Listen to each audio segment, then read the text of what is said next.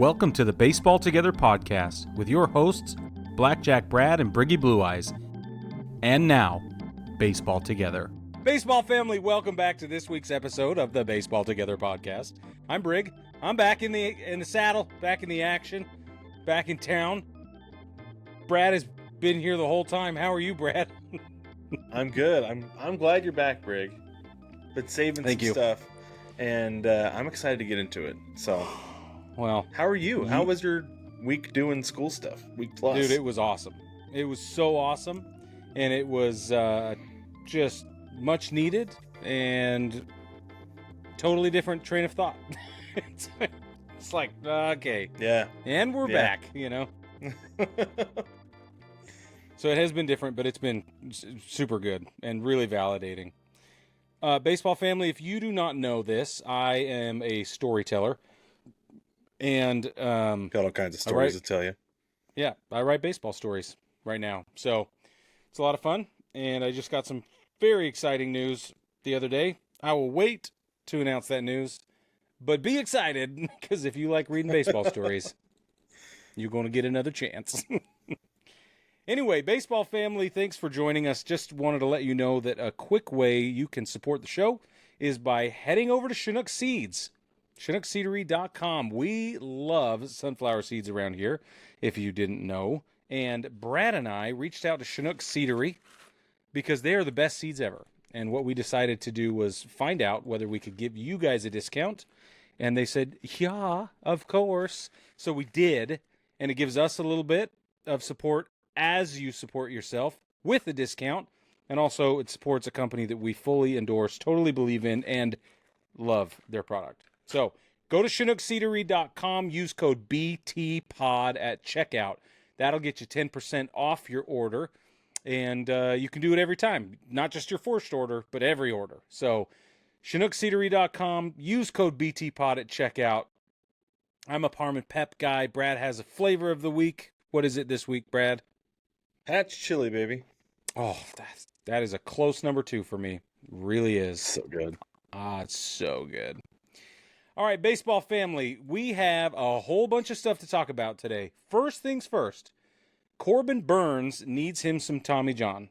And I know it's an update from last week, but it's official. He's going to be out for the rest of the season, possibly all of 2026, which I would imagine is a bit of a surprise. But given the depth into this season that we are, his age, maybe other factors that we don't know about, I think they're trying to manage our expectations by telling us that don't get all excited about 2026 either. I also think that's a PR move so that if he does come back early, we have something to be excited about, especially if he's heroic. Correct. You want to talk about a story? Give us redemption. That's what I'm saying. Okay. But really, though, I feel like the way that things have been going, like I know that they're like, oh, Tommy John, internal brace, whatever. Like, it's getting to be where it's longer. And I was watching Foul Territory today. They were talking about it, and they're like, it doesn't hurt when you come back. It's fine. Mm-hmm. It just, as far as pain goes, it's just not quite right.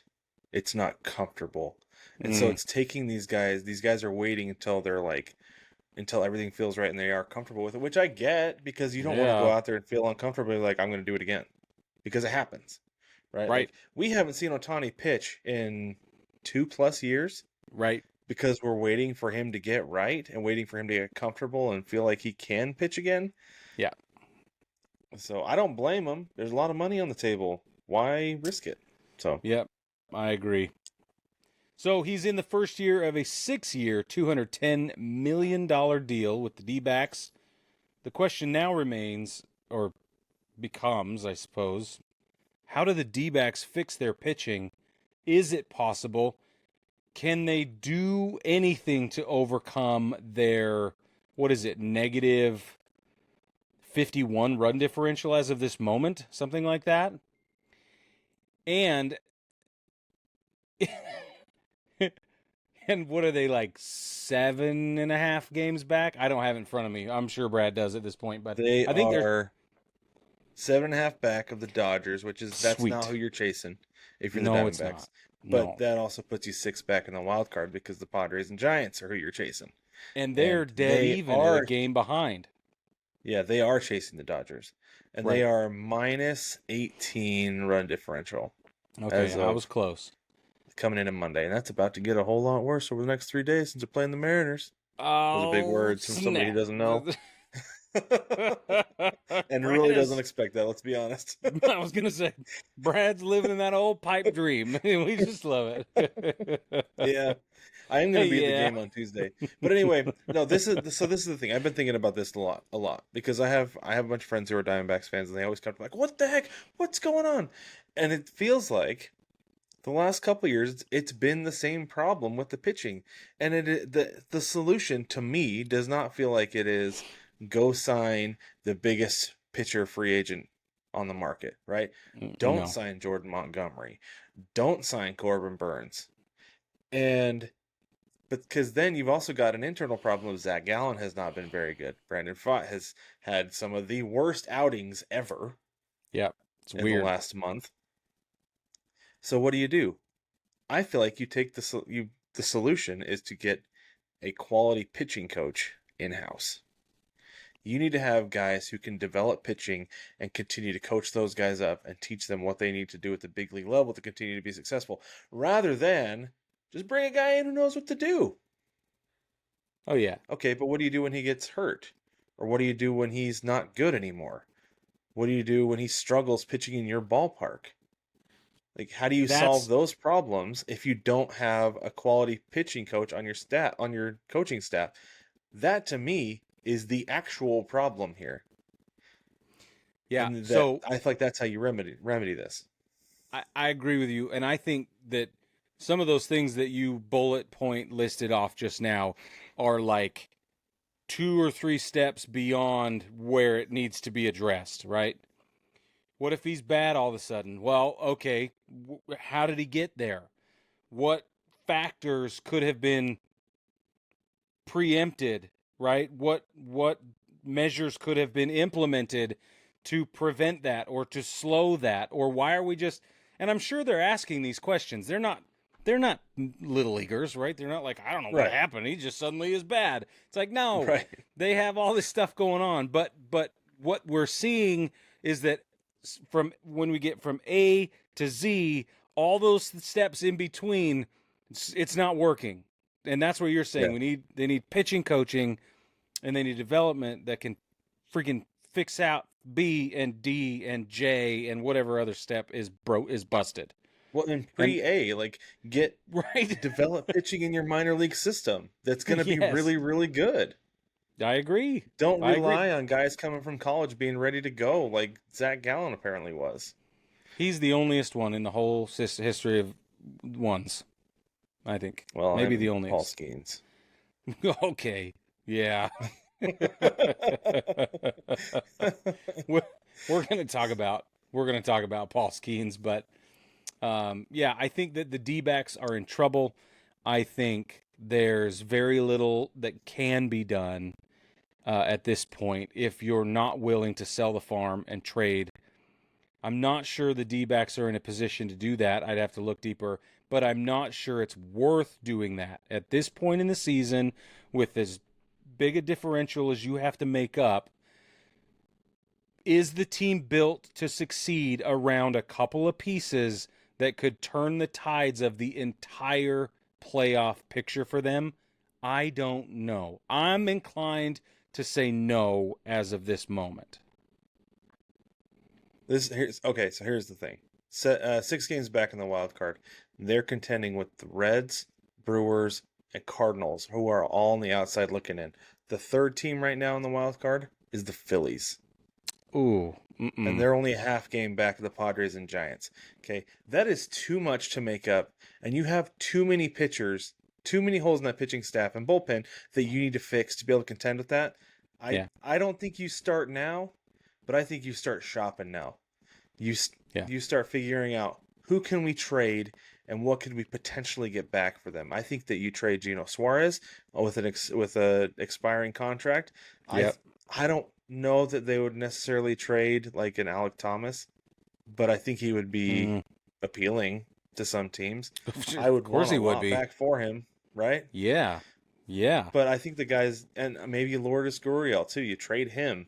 But I think that like Corbin Carroll, Ketel Marte obviously is going to stick around. They're not going Moreno's going to anywhere. stick around, right? Like you've Yeah. got Jordan Lawler at third base too. Like makes Gino really easy to move. Easy. I agree. So, baseball families, stay tuned because later this week we're going to go over contenders or pretenders, and this is one of the things that we will have discussion around is who has what it takes and who doesn't at this point, right? Because my vote is the D-backs do not. That is it is Not anymore. time to throw in the towel. You lost Corbin Burnes, it's over. Sorry. I know one guy can't make or break, but in this case, he's just the last one.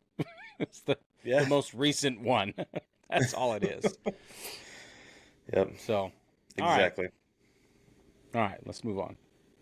The Red Sox are calling up the number one prospect in Major League Baseball, Roman Anthony.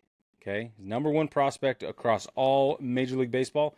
He plays right field. He's a lefty. Okay, in today's game against the Tampa Bay Rays, right now, which have already happened by the time you're listening to this, but they are already planning to put him in the 5th slot in the batting order. He's going to play right field. He's 21 years old right now. He throws right, bats left. He was the 2nd round pick in the 2022 draft. He played his first full season was 2023, obviously. He moved all the way up to Double-A through the 23 season, and then starting in 2024, he started in Double-A and cruised into Triple-A. Just crushed it, right? Now, in Triple-A this season alone, 265 plate appearances. He's batting at 288, 423, 491. 10 homers, 29 ribbies, 51 walks. He struck out 56 times. That's not bad. And then, this is the best part. He just hit a grand slam. The grand slam that he hit, AAA Worcester, went 497 feet. Now, not only is that astonishing, that's astonishing, okay? But it's also the farthest batted ball in any level of professional baseball this season. At any level, there's not a major leaguer in play right now this season who has launched a ball that far. And he did it in AAA. So it'll be interesting to see how he adjusts to Major League pitching, how he adjusts to the pressure, et cetera, et cetera. What do you think, Brad? Right. You were calling for him to be your Rookie of the Year. He's my Rookie of the Year because I feel like he's starting the season on second base. Like, at this point, when you're the top prospect and you get called up, there's a lot of hype surrounding you. And kind of like Paul Skenes last year. I feel like he started the Rookie of the Year race on second base. And I think that's Roman Anthony. So he's got that going for him. But that kind of power with a lefty, if he sees anything to hit at all, he's going to feast on that right field porch. In New York, he will. In New York, it's so short in Fenway. I don't know why people don't talk about this more, Brig. It is 306 to the foul pole in Boston. To the and pesky that is just pole. absolutely absurd. And I know it shoots out quick, but still, it does. If you get that just right and wrap it around the foul pole, it doesn't have to go anywhere. We saw a walk-off the other day. Was it Christian Campbell? Mm-hmm. That I think it was wrapped Christian around Campbell. Pesky's pole to like the second seat there, and they said that that was the only park that ball would have been a home run in all 30. Not even in New York, Brig. You don't have to tell me, okay? It's crazy. He is going to feast on that right field porch. Yeah. He will. Don't leave anything up in the zone or he is going to pull that baby all the way. It is going to be rough. You better send it away if you're going up in the zone and hope that he peppers it off the wall instead of over it. Exactly. Off the monster. Yeah. Because he is a big man with a bunch of power. That'll be exciting. He's like 6'3" or something, 200 gazillion pounds. And, for all of you who care about that, he's very large. Very strong, I hear. Large in stature. Yeah.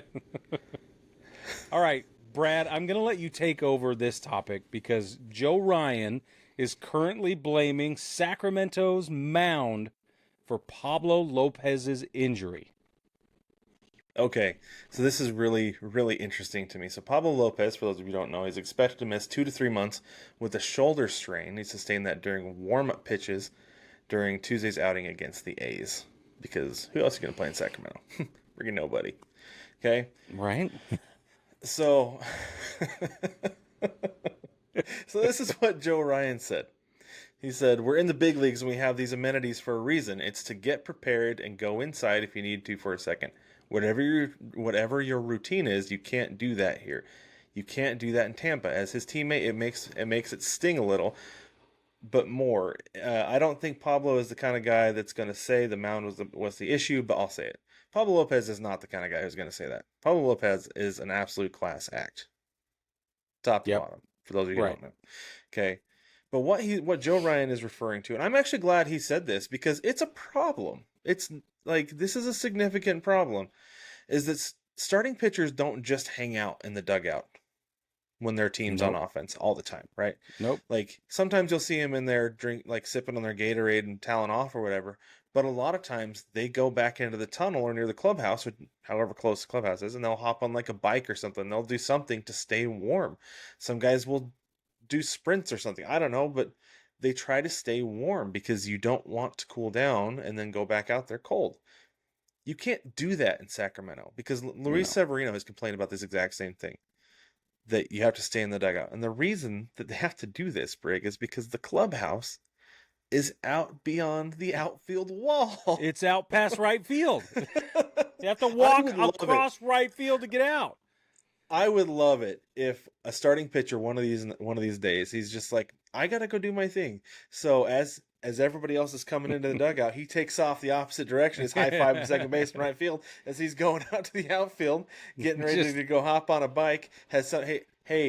Let me know when it's done. I'll head back out, and then he comes sprinting back out like he's coming in from the bullpen every inning. 6 times. I do you one better. We finally get the bullpen cart back, but it's the Sacramento starting pitching mobile or something like that. Yeah. That might be the solution. Just have the grounds crew bring the golf cart around. Just pitchers over there hitchhiking. Yeah. But maybe that's what you do to point out to baseball that, like, this is a problem. This is not okay. Right? Yeah. And maybe they do it in Tampa as well and they're like, you can't just have this. You might think that this is somewhat of a major league facility, but it really isn't. And this is not okay. Not by comparison, right? Yeah. Yeah. So it's absurd. Do you think that Joe Ryan is in the right there for calling out Major League Baseball for this? Yeah, I think that this is something we've heard about from other people. Like you brought up Severino. It's not an uncommon thing that is being commented on. When the Yankees were in Sacramento a handful of weeks ago, it was the same thing. They were talking about how somebody got ejected and they had to walk. The walk of shame was like enormous. It was this huge. And they just took their sweet time. They were like, all right, you're going to throw me out. And they just literally meandered through the outfield to get back. Oh, I would, yeah. I would have too. I'd have drug every foot there was. That is not, no way. So I think this is not the first time we've heard of it. And what it's going to do, I don't think it'll do anything this season. I don't think it'll change a dang thing this season. What it will do is it will force Major League Baseball to upgrade every AAA facility in the country for next season, because they are going to say, well, and what's different about rehab assignments? And, well, what's different if we have to do this again? And, well, what's different? And it will trickle down. That's what's going to happen. That's what I think. That would be really cool, actually. I know there would be a lot of AAA owners who'd be really pissed off about that. Yep. But if you want to own a baseball team, it takes a lot of money to do so. And I don't know that it will need to be an entire reworking. Like, they're not going to move all of the clubhouse facilities behind home plate or through the dugout, tunnels in Sacramento. But have a tunnel.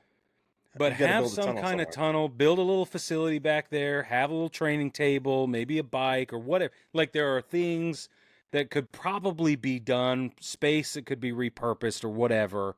I think more so than an entire like construction, thing. I think that something like that is more realistic, but I think it'll happen.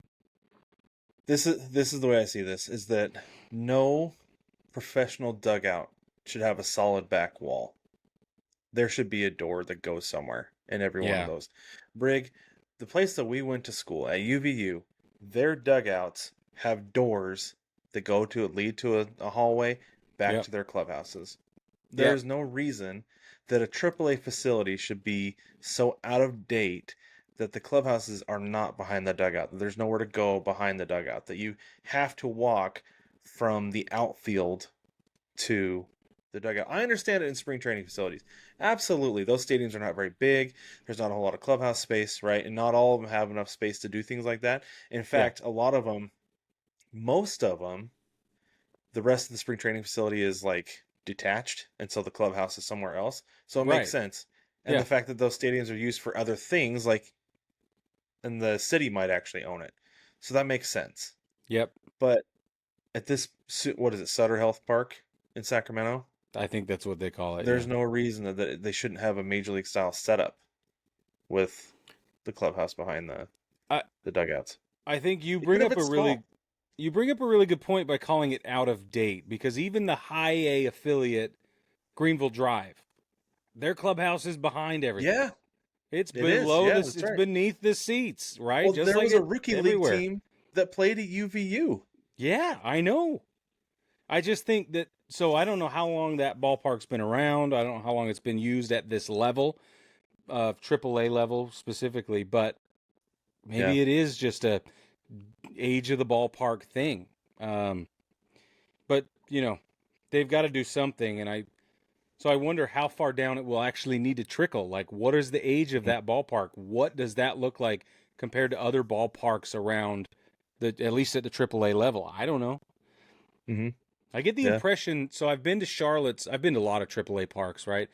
Yeah. The one in Salt Lake used to be a Smith Ballpark. That was under the seats, right? That was from the dugouts. I'm certain their new ballpark is. It's Oh super nice yeah, and updated and modern and everything. I'm yeah. sure it's underneath the seats. Anyway, I'm just thinking like, anyway, whatever. Point is, fix it. You know, Super dumb. last thing on this, I went to an Ogden Raptors game in like 1995, I think. Yeah, yeah, And they were playing in Ogden, Utah, Lindquist Field, at the old Lindquist Field. The locker rooms, I'm not going to call them clubhouses. Maybe we should, either way, whatever they were single wides detached from the stadium. yeah. And It was a but meat locker room. That's what it was. It wasn't even even. then, though, they were behind the dugouts. Yep. There was a door because the area between the dugout and the single wide was Yep. blocked off, and so they could go straight from the dugout into their locker room or meat locker, whatever it is. Thanks for going with me on that one. Hey, no problem. Yeah. Anyway, I don't know what's going to happen, but we'll see.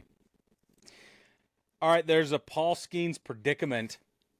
This is really interesting. Brad has been waiting to talk to me about this, but I'm going to run you through a couple of these details really quick. You ready, Brad? Oh, I'm ready. In his last 7 starts since May 1st, Paul Skenes has had 7 starts and gone 1 and... Why did you write that way? I don't know. I apologize. You would. Over his last 7 starts since May 1st, Paul Skenes has gone 1 and 4, and he's got a 1.52 ERA. That's all I'm going to say. You take it away, Brad. Wild. That's crazy. That is so wild. So the Pirates have to be thinking about the future here with Paul Skenes, right? Yeah. What do you do? What do you do in this situation? And here is the situation. You have a team that doesn't pay anybody. Historically trades all of their best pitchers. They had like a pitcher factory there for a little while. Garrett Cole. Yeah. Oh my gosh. Tyler Glasnow was there, right? Mm-hmm. Like Yep. Tyler Glasnow got traded to the Rays. Yeah, And right. that's our notoriously cheap team. Yeah. Yeah, Like, he was traded so early that the Rays took him. Okay? it's true. However, he doesn't get any run support, but he puts butts and seats everywhere he goes, especially in Pittsburgh. He moves a ton of merchandise, Tons. and he gets the team national publicity. Good or bad. And there are people who believe there's no such thing as bad publicity. He gets it for the team, certainly. Because it's always, man, Paul Skenes really pitched a gem today, and the Pirates lost 3-2. Yeah, that's right. Right? Like, I've that's even typically read how it goes. I've even read headlines that say, I read one today. It said Pirates pitcher something something after yesterday's Paul Skenes gem. Like the news was about the guy who did it today, but they put Paul Skenes in the headline from referencing yesterday's SEO, performance. man. I know, SEO. that's what I'm saying. So listen, here's It's Paul unreal. Skenes. Home runs per 9 leads the National League. Okay, hits per 9 leads the National League. Whip leads the National League right now. Innings pitched leads all of Major League Baseball. Complete games, he's got one better than anybody else in the National League. Well, and even that 14 complete game was only 8 innings. Yeah, right. 14 games started, all of Major League Baseball. And a WAR for a pitcher, B-WAR, 3.6, leads all of Major League Baseball. Right? He's at a 1.88 ERA right this second. For the season? Yeah. What? Yep. No, I thought he was in like the 3s for the season. But I guess that wouldn't make sense if he's 1.5 over. You're right. 188. Yeah. Holy smokes. 188. Earlier I said 152. It's not. It's 188. Well, it's 152 over 7. Over his last 7 starts. Correct. Yeah, correct. Yes. That's what it is.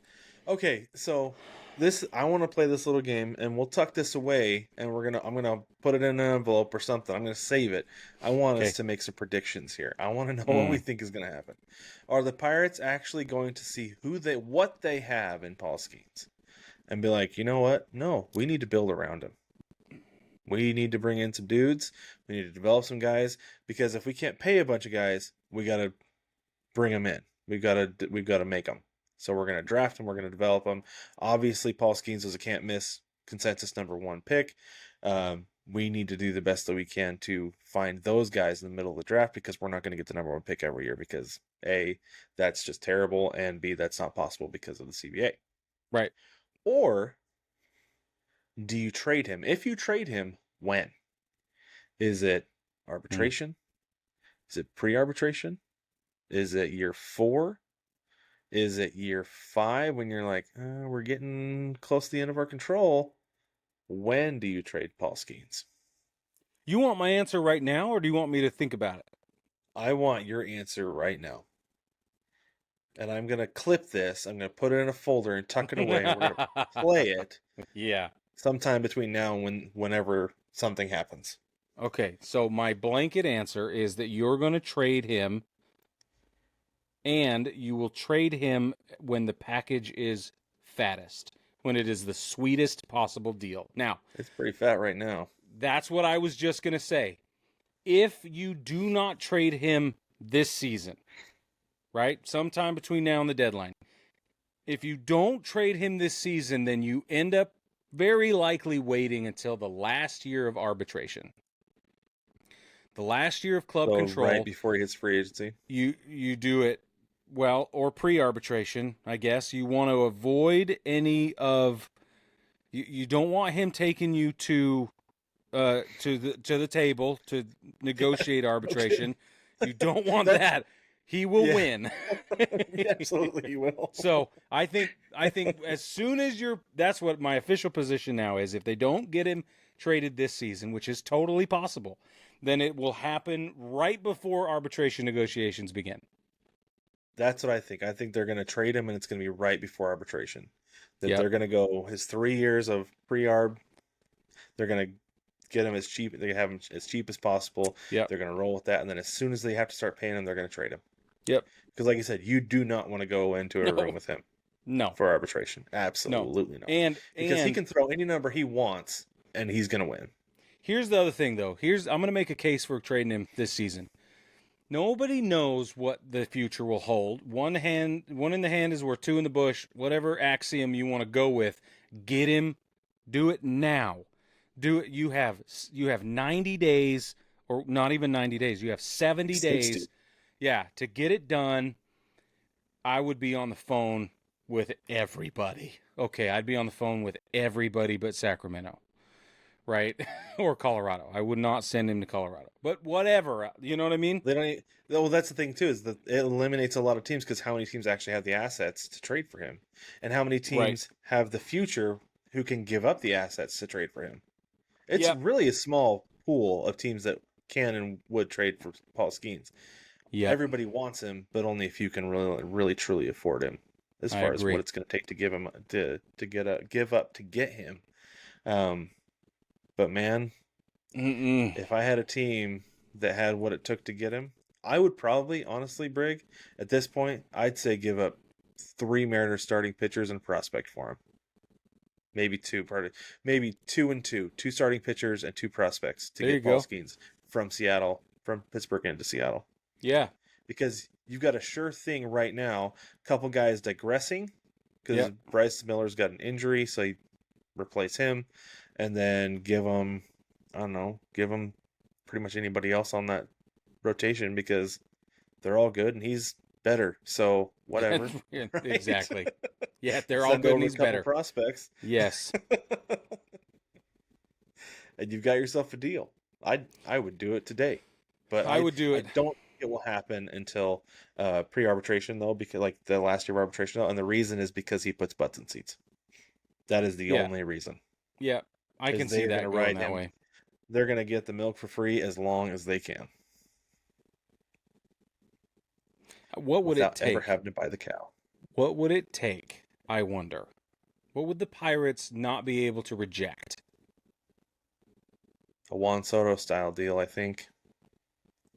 Yeah. And what the Padres sent to the Nats, I think, is what it would be, too. Yeah. I agree. And it is the Padres deal for Soto. It would have to be.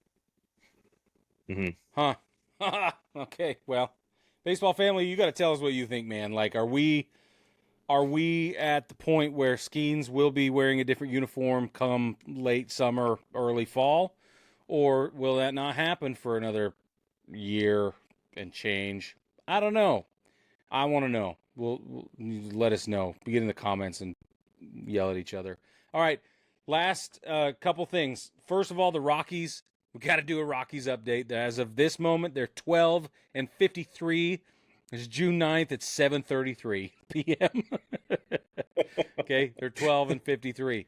They finally won their first series of the season. They swept the Miami Marlins in Miami.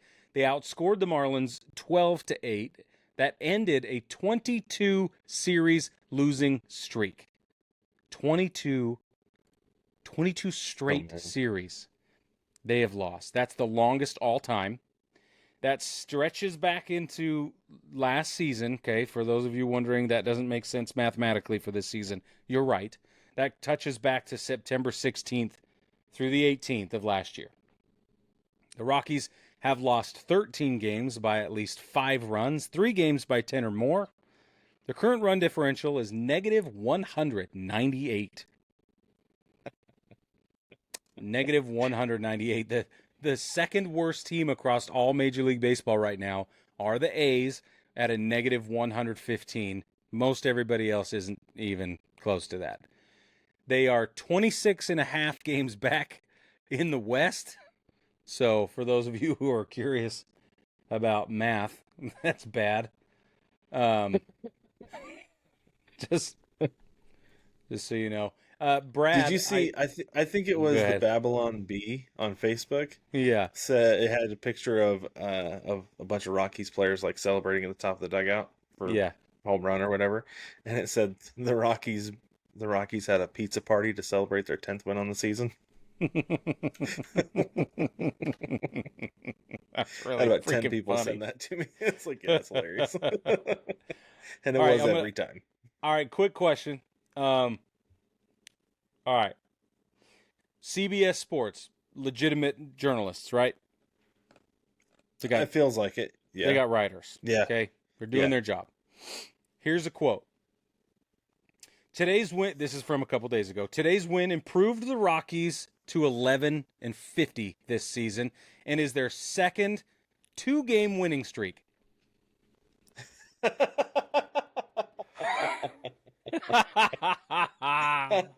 Just because it comes from a journalist doesn't mean it's factual, Brig.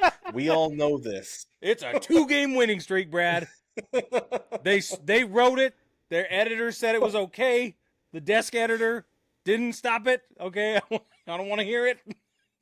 Two games can be a streak. It's called 2 in a row. 2 games can be a streak, Brad. 2 games can be a streak. They just wrote it in. CBS Sports wrote it that way.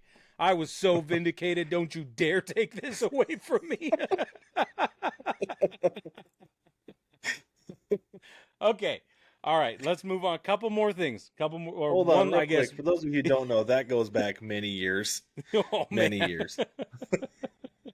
I have been waiting. You don't know how long I've been waiting for somebody else to call it a 2-game win streak because I messed up. I said it one day like 100 years ago, and Brad's never let me live it down, and so I've decided that's the hill I'll die on, just out of sheer belligerence.